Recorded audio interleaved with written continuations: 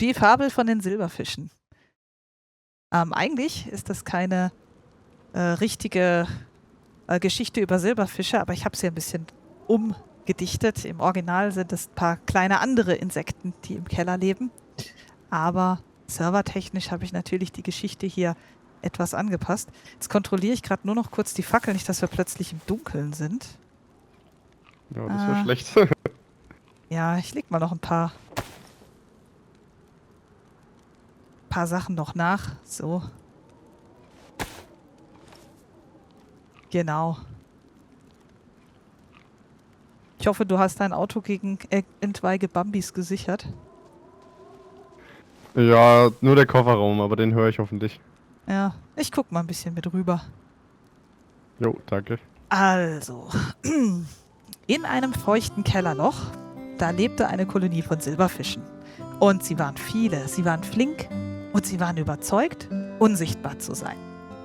Und wenn mal was verschwand aus dem Keller, dann sagten die sich, naja, so ist das Haus eben. Und wenn Papier irgendwo zerfiel, dann meinten sie, ja, das ist der Zahn der Zeit. Und wenn ein Buch plötzlich vergilbte und unlesbar wurde, dann flüsterten sie, ja, da hat sich niemand drum gekümmert, kein Wunder, dass das passiert. Und so musste sich auch niemand schuldig fühlen. Eines Tages jedoch fiel einem ein Tropfen Farbe von der Decke auf den Panzer. Weiß, deutlich, unübersehbar. Und der Silberfisch war getroffen worden. Ein Unglück, sagten die einen, ein Einzelfall, sagten die anderen. Passiert halt, meinten die meisten. Der getroffene Silberfisch aber, der kroch schwerfällig ins Licht und sagte, vielleicht sind wir doch nicht so unsichtbar, wie wir glauben.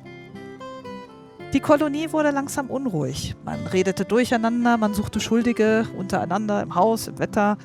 Aber niemand sprach darüber eigentlich offen. Und sie gingen halt jede Nacht die gleichen Wege, fraßen jeden Tag die gleichen Seiten und hinterließen überall dieselben Spuren. Und als der Keller schließlich renoviert wurde, da waren sie plötzlich überrascht. Das kam aus dem Nichts, sagten sie. Nur der gefleckte Silberfisch, der wusste das besser. Der hatte die Farbe nämlich noch immer auf dem Rücken und wusste, man kann lange glauben, dass niemand hinsieht, bis jemand anfängt, genauer hinzusehen.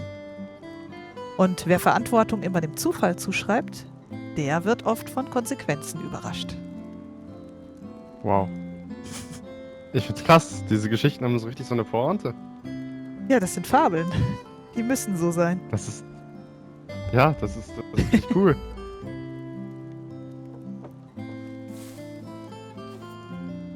So. Wie viel haben wir denn noch? Wir haben noch mitten in der Nacht gerade. Danke, danke. Bitte. Ja, in diesem Sinne hoffe ich, dass ihr noch gut unsichtbar bleibt. Aber ja. Ja, das ist die Kunst. Das ist die Kunst, unsere genau. Kunst. Der Das Silberfische. ist unsere Kunst, gegen die ganzen Raubtiere da anzukommen. Solange es keine Gruppe gibt, die sich die Spinnen nennt, ist alles gut. Ja, dann müssen wir in der Evolution einen Schritt weitergehen. Dann muss das halt. Was werdet ihr dann? Aber du weißt schon, Ja, das ist eine Silberfische gute sind Frage. keine Schädlinge, ne? Ja, die essen ja auch nichts Vergammeltes. Wird oft sondern verwechselt, tatsächlich, aber süßes Silberfische Zeug, ne? Zucker und so. Genau, Zucker, Papier, wo Stärke drin ist, genau. Aber die machen auch nicht jetzt Sachen kaputt, wie Motten, Maden und sowas. Also mutiert mir bitte nicht zu Maden und Motten. Nee. Eher dann zu Ratten oder sowas. Ja. Die sind besser als ihr Ruf. Ja, finde ich auch.